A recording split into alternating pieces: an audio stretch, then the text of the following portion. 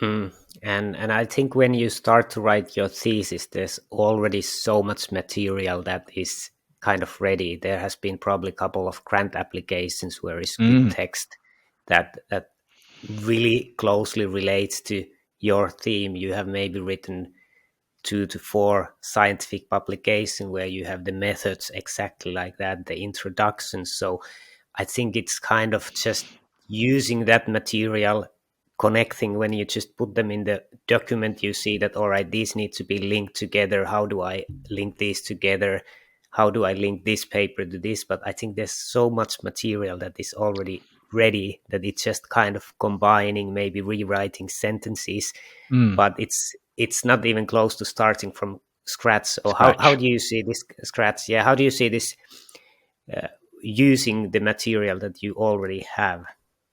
Yeah, the biggest issue is going to be plagiarism, and so reusing it, definitely do it, but just be mindful that the plagiarism is real. There'll be plagiarism checkers, and even self plagiarism is real. So unless you're putting the entire article in as a published piece of work, here's what I've done. Copying and pasting content from that you've written in another source is considered plagiarism, even though it's your own material. So just be mindful of that. Um, but certainly, I would encourage people not to reinvent the wheel. So using these connecting sentences, using these connecting paragraphs is useful. A technique that Wendy Belcher talks about in terms of summarizing content that I think is a good one is to read the article through and then write one paragraph that summarizes the article without referring back to the article. Mm. So if you forget a word and you need to replace it in your own mind, that's good because it's now not going to be as closely related to the article and probably not going to be plagiarism. Whereas if you highlight stuff, like with a highlighter or digitally or real marker, the chances of plagiarizing that are probably a bit higher. The other thing that Mm. I like to encourage the people that I coach is to talk out what it is that they're trying to do. So, like as you mentioned, I've got method A and result A. How do I get them? How do I describe how I got from one to the other? If you just do this, as we're talking now, or we already talked about online tools that are useful. You can get tools that'll turn voice into text. Microsoft Word does that really well. You can just talk and then Microsoft Word will do all the typing for you, and that'll be a really useful way of getting content down quite quickly. You could talk on a topic. So, if you're in year 1 or year 2 in your PhD, you might not be the expert just yet, but you've learned heaps. If you just spoke for 5 minutes to your computer, you'd probably get just over a page, maybe a bit more written down, and that would be a great place to start. And you don't have to start from scratch. Mm. Yeah, I think that's voice to text. I think it's interesting and it has really improved lately. And actually, in Liverpool, there was one researcher who, who was writing his scientific paper introductions while he was running. So he had like a microphone, and he was just talking. And after the run, he had like text. Of course, it needed some Editing. corrections, but yeah, but he was a crazy guy. He was training for a triathlon, and he had What? found a lot of ways to be more productive. More productive, yeah. If I was trying to write and talk and run at the same time, I don't have enough fitness to do that. Yeah, I don't know how Yeah, that wouldn't just come across as garbled breathing, heavy breathing into the microphone the whole time. yeah. Yeah. And how would you go with the thesis? I think writing the thesis, I think for many people they think it as a too big tasks in a way. They want it to be perfect. I think it takes usually much more time than it should. I think it doesn't take that much time to actually write when you just start writing. You have already written like scientific papers. So Mm, how would you encourage people just doing it faster in a way? yeah. Doing it faster to me involves understanding what um, gives you energy versus what takes it away. So you talked before, Ollie, about, oh, I like to run in the morning, I like to walk in the afternoon. Those two things, if I did them, they would be giving me energy. As much as you might be physically exhausted after a run or more physically drained after a walk, they provide positive energy to me overall. And so when it comes to writing your thesis, you've got to bear those kinds of things in mind. So what are the things in life that sustain you versus what are the things that drain you? So for most people, writing their thesis is draining. So you need to complement that with something that is sustaining. So that might be listening to music or playing music or reading non-scientific material. It could be creative writing. It could be drawing, painting, like we already discussed, running, fitness, whatever. So balancing those two things out is really important. And then set yourself goals and stick to them, or set yourself habits, I should say, and try to stick to them. So we talked about 15 minutes writing a day. So if you're intense writing, that's not going to be enough to write your thesis in a short amount of time. You might want to set yourself a habit of writing for an hour in the morning, an hour in the middle of the day, and an hour in the afternoon. And then if you just focus on writing in those times, you'll probably find that 3 hours is plenty, particularly if you intersperse that with reading, if you intersperse that with discussion and those other activities that I mentioned before that sustain you. You'll find that I think only 3 or 4 hours a day of writing would be enough. Yeah, I think those are good points, like what is draining your energy. And I think people have this idea that they need to be alone in the library from morning to the evening, and it's like hard work. And maybe I can share here how I did my PhD thesis. Yeah. I don't I'm not a big fan of winter in the Nordics. It's super dark. It doesn't give me energy. So my first task was to book flights to Tenerife, which is Okay. Canary Islands, Yeah. close to Africa. And I booked a trip there, 8 weeks, Mm-hmm. and I was writing my thesis just in Tenerife in a cafe by the sea. And Oh, sometimes nice. even like having a tablet and just laying on the beach and just kind of scribbling that this needs to actually go there, and then I would go to a cafe and take my laptop and Mm. write it. And I think that was easy because you go to a new place, there's no tasks, no friends you need to meet or anything. The sun gives you energy, and you can just focus on writing. And for me that worked perfectly, like, Mm. and I really enjoyed it. Was one of the Yeah. great times of my life, like just writing the thesis. So I think people sometimes make it like kind of they have the image in their mind that it needs to be difficult, and then they kind of Create that. follow that. Yeah, they create that. Yeah, I love that you like booked a beach holiday to write your thesis, and not many people would be brave enough to do that. But I think that's really good. I also like what you said about different settings, different tools, but it all came together in improving your thesis. So cool, I could hang out at the beach and scribble on my tablet, and then go back to a cafe and turn the scribbles into real, like the finished product.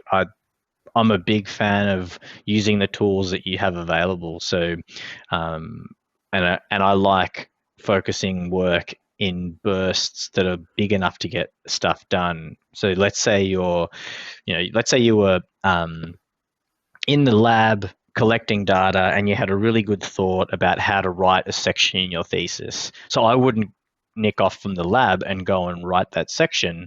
I'd encourage you to, have your phone there, have a dictaphone, whatever, and just record that as a note so you can free your mind of having to remember that. Computers are really good at not forgetting stuff, so let's make use of it. Let's make that voice recording, and then you've got a series of voice recordings that are all related to your thesis. You can have a listen and go, oh yeah, that was a good one, that was a rubbish one, and put it in later. So you don't have to get distracted from what else you might be doing. I find at times running, I have good thoughts, so just make a voice memo. This is the thing that I should remember, and then I don't stress while I'm on my run or back at the office. Oh, what was that thought that I had about whatever? All of this stuff is noted down, so for easy referral and finding later on. I think that's a good point. I also really like the voice recordings, voice messages, because they are fast. And I'm usually using for myself just the Facebook Messenger, because there's the option that you can just for yourself. So you can just send voice messages to yourself, and then they are accessible with the computer and smartphone always. And it's very, very simple. And Way. as best I'm aware, the those messages persist forever. I think so. Yeah. Yeah. So unless you have a problem with, well, maybe you do have a problem with privacy, but then there's no need to back that up. There's no need to store that anywhere, to make sure you don't lose it. It's there in Messenger if you need to find it. So Facebook knows my PhD thesis team a little bit before it's published, but I think that's another problem. Yeah, that's right. I'm sure there are people out there that have probably got a problem with that, and there's probably secure ways to keep notes that are still as accessible. There's probably, I think I've got an Android phone, and I think there's a note version of that that's got secure notes. I've got a password manager that allows you to keep secure notes. So there's opportunities out there other than the publicly available share with everyone versions. But yeah. And if we move from thesis to a little bit more general, what are the common problems you have seen doing a PhD? The biggest one, I think, is letting the PhD define who you are. So we become our PhD, and the PhD becomes us. And so, like we spoke about before, people cancel everything in order to get it done, whether that's cancel everything to collect data, cancel everything to write a thesis, cancel everything to write a journal article, and you lose yourself in that process. You can see how if I cancelled Christmas to write my thesis, then I gave it to my supervisor and said, here's my draft, I could see if I got anything negative back, how bad that would make me feel, because how important Christmas at that time period is for me. And I cancelled that so I could give this to you, and then you treated it like garbage, or you said it was bad.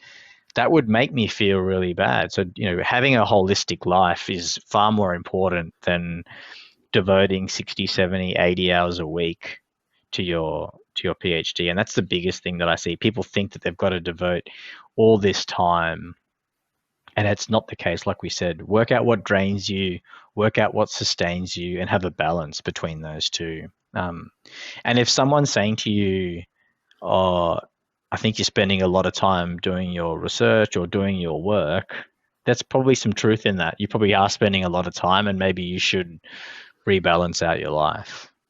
Yeah. Yeah, I fully agree with that. And I also see that sometimes I have been doing with the quantitative data, and the data amounts are big, and then even getting the hard drive where you have the data, or hard drives, and then kind of even opening them, it might take like time before you get it opened. You have all the hard drives, so even like to actually start analyzing the data, it is that, all right, I need to have my computer, this hard drive goes there, the software, and now I open the file and it's going times. And sometimes I had like my computer was crashing because I was trying to do a video analysis, and it warmed too much, so I had to put ice under my computer that it didn't crash. And I think these are the things that really take much more time than we expect, and maybe your supervisor doesn't know that actually it takes 2 hours to get the software and data opened, and then I had to go to collect more data or something. So I think that kind of things are difficult, and I don't know how. Do you have any ways of how you would make this more effective or manage these kind of problems? I think the answers are obvious, I think.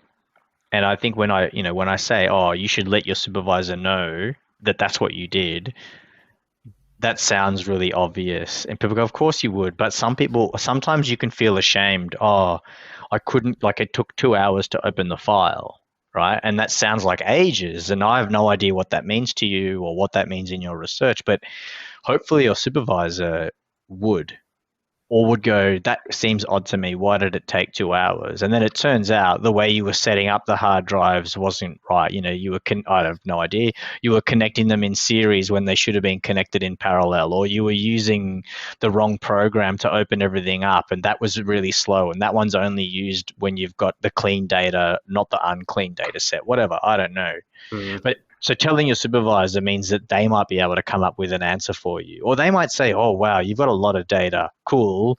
Let's back off on the amount that we're collecting because this is way too much. That would be the first thing. The next thing, and that kind of relates, lots of students cancel meetings with their supervisor when they have nothing to report. So again, generally speaking, people are meeting, if you're doing a full-time PhD for 3 to 4 years, you're probably meeting with your supervisor theoretically once a month, but you might cancel one of those meetings. That's valuable time, I think, that you're giving up. And even if you only end up using, if you've got an hour session, if you only use 15 minutes of that, that's much better than cancelling altogether. Even if you say that things haven't progressed, you can tell your supervisor why they haven't progressed, and maybe they can help. Maybe they can refer you to a postdoc and say, you know, hey, go and talk to so-and-so because they overcame the challenge. Like you said, oh, I had to put ice on my computer. I don't know, maybe you can book a cool room. Maybe there's a better cooling system that you can install, or maybe you can rent a cooling system to make it work. I don't know what the answers are, but your supervisor might have some of them. Go ahead.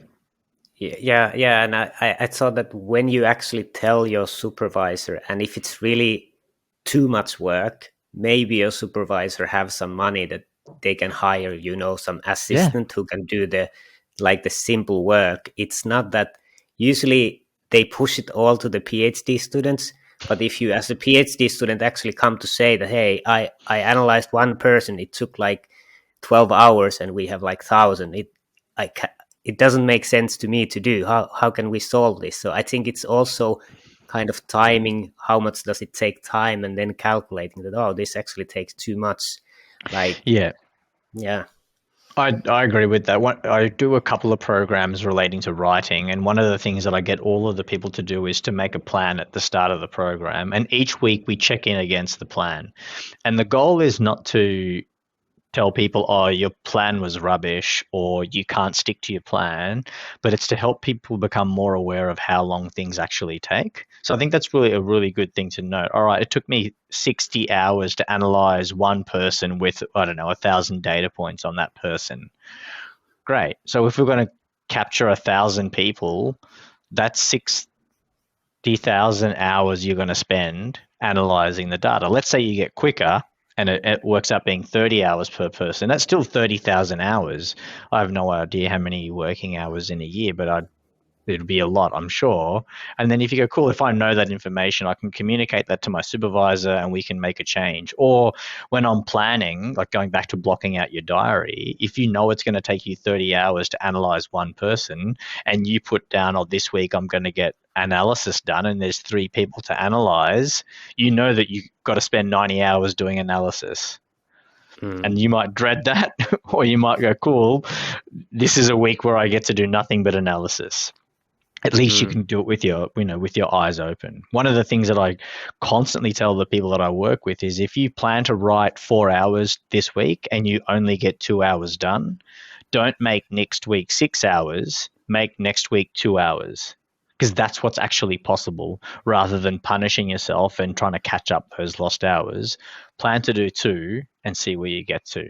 And invariably, people get the 2 done and they feel excited that they got 2 hours done, and they'll put in an extra half an hour or an hour and get 3 hours done. And they feel so much better about that than failing to hit their 6-hour goal or failing to hit their 4-hour goal. So I totally agree. Knowing how long something takes is really useful. Yeah, and we have been discussing almost an hour, so we can maybe move forward from Yeah, here. sure. So basically, you have worked as as a career coach, you Mhm. have been helping people to write. Uh, how does a career coach help in this kind of situation? Why would you recommend people taking a coach? So I've got no vested interest in the outcome of your PhD other than you being successful, or I've got no vested interest in the outcome of your research other than you being successful. So I can be kind of an independent voice asking, or any coach, not just me, can ask a question that you might not think to ask yourself. Like I said to you before, when I ask people, "Oh, have you actually considered saying no to meetings?" That never dawned on them that they could say no, or it dawned on them, but they didn't know how. And so I can provide, or coaches can provide some of that how. I've also seen, like we've talked about, writing thesis, writing journal articles, writing grants. I've seen probably more than most academics will see in their lifetime, not because I've written more, but because I've helped more people write them. And so I've seen the mistakes, or I've seen how to fix an error, or I've seen how to move through problems. Um, and so there's some of the things. I also come with a non-expert view. So we talked about accessibility around science communication. I can understand most concepts if I take the time to explore them with you. And in doing that, I help you understand what you know better, because I'm getting you to explain it to me in a way that I can understand. And I think a lot of times academics can get caught in the jargon of their discipline, of their field, of their peers. And having a coach or having someone outside of that help you work through all that can help you become clearer in your ideas, clearer in your thinking. Mm. Yeah, I fully agree. And supervisors, they are usually busy, and they get their position because they have done scientific papers, but it's not because they are maybe the best supervising. They are not maybe the best helping people when they are struggling. Do Mm. they understand the problems? Usually they have done decades of scientific papers. So actually remembering how difficult it was even for them Yeah. to write the first paper, I think it really makes sense. So if somebody now of the listeners is considering, could you tell more, how would the process go? Mm-hmm. How should they contact you, and what are then the options of going Yeah, forward? sure. So I'm on Facebook, Instagram, Twitter, LinkedIn as Richard Huysmans, and I'm sure Ollie will have all that info in the show notes, Yeah. and off the Twitter there. So you can just contact me by any of those social media or my website. Again, that's drrichardhuysmans.com, and again, that'll be all in the show notes, I'm sure. And how does the process work? So generally speaking, you'll reach out to me and say, "Hey, Richard, I'm interested in this." We'll have a discussion. So I'm happy to chat with anyone if you're interested in exploring what coaching might mean to you. Happy to chat, no obligation. I'll give you advice that I think is usable and practical in the session. We'll record it so that you can have that advice to refer back to later on. And then if you thought that was all useful, we can go ahead and formalize the relationship and decide whether we want to work together on a grant, on a publication, on career development in general, social media, and take it from there. Yeah, I think I've got this on my website actually. One of the things that we know about athletes is that they have coaches. The best athletes have coaches. And so I think the best thinkers, academics, need coaches too, not because you're not a great thinker, but because it just helps to have a coach to ask questions, to look at your form, look at your technique, show you how you could improve, help you analyze your competitors, build on your strengths, get rid of your Mm. weaknesses. Yeah, those are all the reasons why athletes have coaches, and I think they all apply to academics too. Mm. And I can really say I have had like a kind of business coach now Mm-hmm. for a little bit over a year. So basically we have a video meeting about once in 2 weeks, Mm-hmm. and it really helps. Most of the time you're alone with the decisions, and as a company owner, they are actually quite a big decisions, and then you're just going around in your head like, should we do this or should we go that way? And then just somebody, supporting your ideas or sometimes challenging them, and it really makes a difference just to have someone to talk, and then getting like support, or maybe saying that that's not a good idea, but I would really vote for coaches. And I'm you glad have to hear that also, you've had a coach and that you've got benefit. That's great.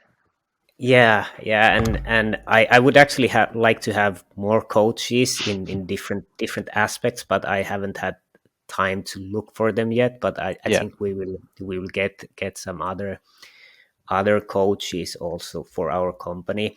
Mm-hmm. And I checked quickly your website. You have quite a bit of material there. Could you tell a little bit about your podcast, blogs, Mm-hmm. and courses? Yeah, so I practice what I preach. So at the start, we talked about how easy it is to do podcasts, blogs, vlogs, etc. So I do all of that off basic equipment, and so every week I run a workshop for 45 minutes on a topic. There's a full list on my website. It ranges from social media to grant writing to productivity. And then those are generally recorded, and I'll cut them up and spit them out and put them on onto podcasts. So using a free service, I think it's called Anchor FM. Put them onto YouTube, so you get to see my talking head with a lovely background and a slide deck or three as well. And so that's all free, and that's all free off. The videos are all hosted on YouTube and replicated on my website. The podcasts, the same thing. There's links off my website as well as via Spotify and Anchor FM, etc. If you ask your smart device to play Dr. Richard Huysmans' podcast, to my shock and horror, it will play. My kids did that, and I heard my own voice, and it was disgusting. So I didn't have to do anything to make that all possible. So I was horrified. Yeah. Yeah, and of course, coaching, it costs something, Mm-hmm. and I think it would be an advantage for a supervisor that their students would actually have you as a coach. Mm-hmm. How would you say to the PhD students? How would they convince their supervisor to actually pay the costs of coaching?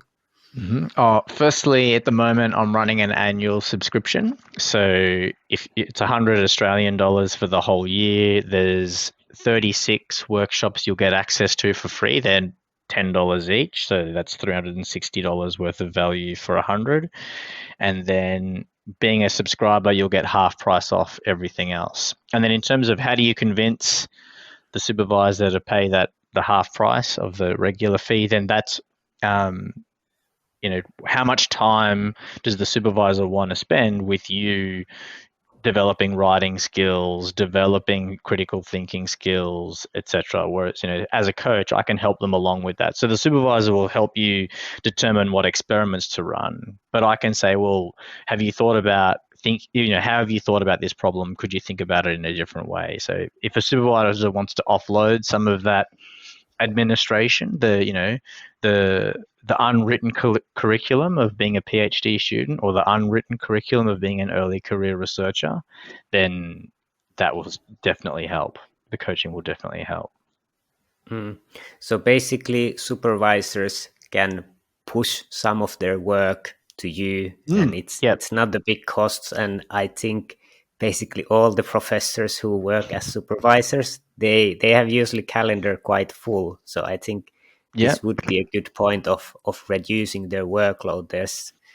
I think there's a lot of academic burnouts, and it is worrying. So I think that could be one way of maybe reducing the workload. Yeah, improve the quality of a student's work massively. I think students have said that their supervisors working with journal writing or thesis writing, that in the 15 weeks there's a marked difference in the quality of the work that was being shown to the supervisor. And the supervisor said, "What happened? What did you do over this time?" And that's when they said, "Oh, I signed up to Richard's program." And and so the supervisor was really happy because they saved heaps of time on correcting stuff that some of the writing stuff. So not the scientific content, but the scientific expression, like we talked about earlier, sentence structure, etc., was made much better. Mm. And have you actually, it just came to my mind, used the Scrum method? I don't know if you know the Scrum, which is used mainly in software development. It's kind of a system how you control different tasks in a team. Mm-hmm. Yeah. So that's kind of part of Agile, right? Yeah, I think it's part, yeah. Yeah. So, And that's where you have like a bunch of tasks that you need to get done, and then you kind of prioritize a certain amount of tasks, have your meeting, tick off the ones that are done, and then progress to the next little lot of tasks that might have come through. Is that right?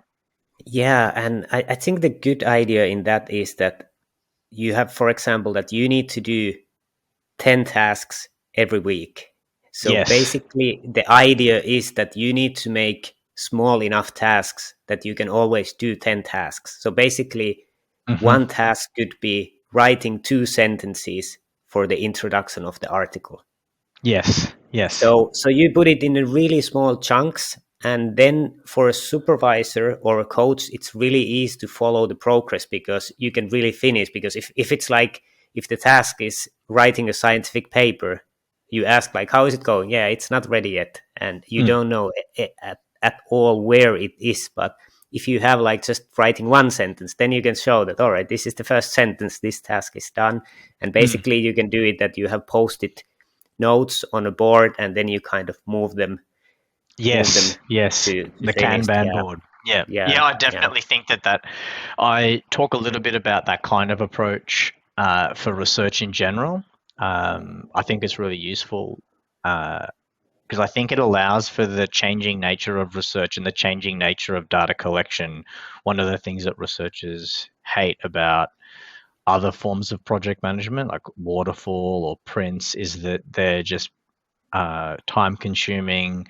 People feel like they do a whole bunch of planning only to realize that the plans aren't right anymore. But so I really like that Scrum Agile kind of approach that's iterative, that allows you to set your goal more frequently. Like you said, write 10 sentences, write 1 sentence, read one article. It's really bite-sized pieces that make sense.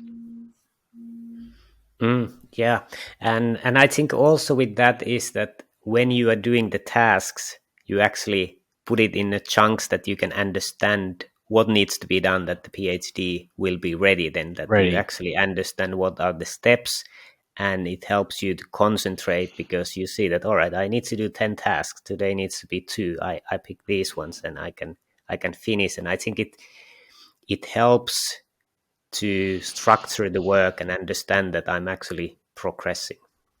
Yeah, the sense of progress is important, and I sort of said this before about getting into habits and routines, and I think the routine of writing up chunkable tasks and completing them will give you a sense of progress as well, which would be really useful for a PhD. Like, there's a saying, how do you eat an elephant? One bite at a time. So that's exactly the same thing with a PhD. It's an elephant. You've got to just do 1 sentence, 1 word at a time, one experiment at a time. Mm. Yeah, I fully agree. I think this has been a very interesting discussion, and I hope a lot of our listeners find value. Do you have any final remarks? Thanks very much for having me. I've enjoyed having a chat about all things PhD and productivity. I appreciate you taking the time and your listeners taking the time to hear about it. Yeah, perfect.